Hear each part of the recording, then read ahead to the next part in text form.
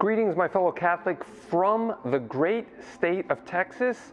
I'm going to be talking to you today about how to get excited about fundraising. So you're going to really enjoy the next few minutes. I'm going to give you my 3 best tips as a Catholic fundraiser on how to actually get excited. So stick with me to the very end, and I think you're really going to get a new perspective on how to fundraise. Now, before we dive into that, I just want to make sure that you download absolutely for free a copy of the 10 Commandments to Catholic Fundraising. These are 10 things that I highly recommend that you do, that apostolates that you're working with do.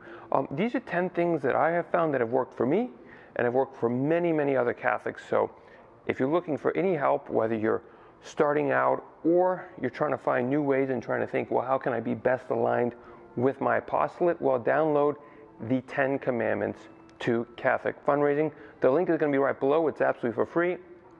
Get it today and move forward with your fundraising. Okay, now let's talk about how to get excited about fundraising. And I have 3 recommendations on how to do it. So let's dive in.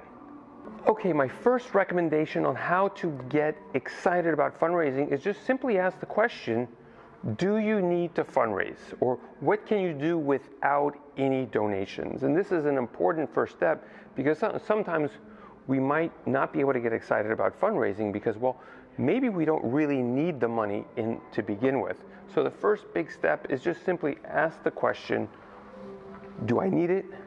Could I do this without actually fundraising? And if the answer is, I don't really need the money, you can actually just get excited about your apostolate again instead of stressing out and being worried about fundraising. So the first step is ask that key question, do I need to really fundraise?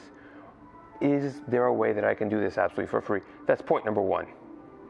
Point number 2 is to recognize what you cannot do without funds. It's really important to just think about, okay, what is it that I cannot do? And then align that well with, like, well, is that a lot? Is that a lot of things that I cannot do? And just to make sure that I focus on the key point that I want to tell you is, simply recognize, well, if I got a lot of donations or some money, is that going to make a significant impact on what you're doing?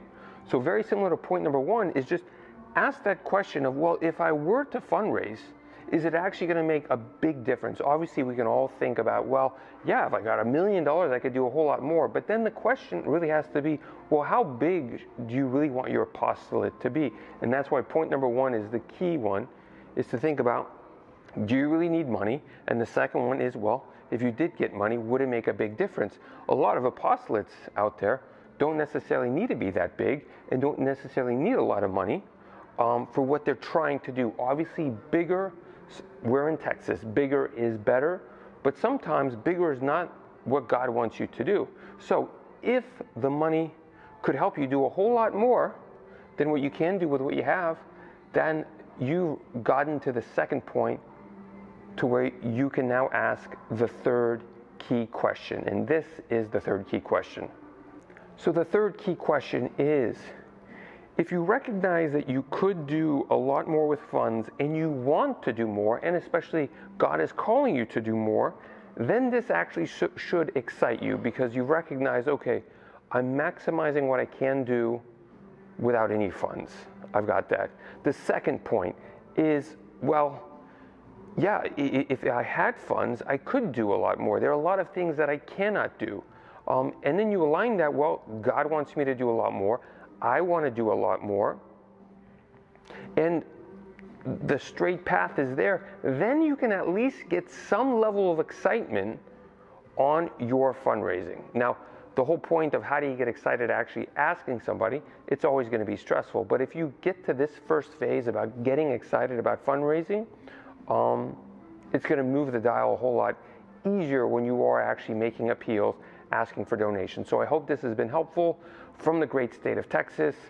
God love you. Thank you so much for watching this video, listening to this podcast. Share it with a Catholic apostolate that you think might need help. If you need help directly from me, reach out at catholicfundraiser.net. God love you.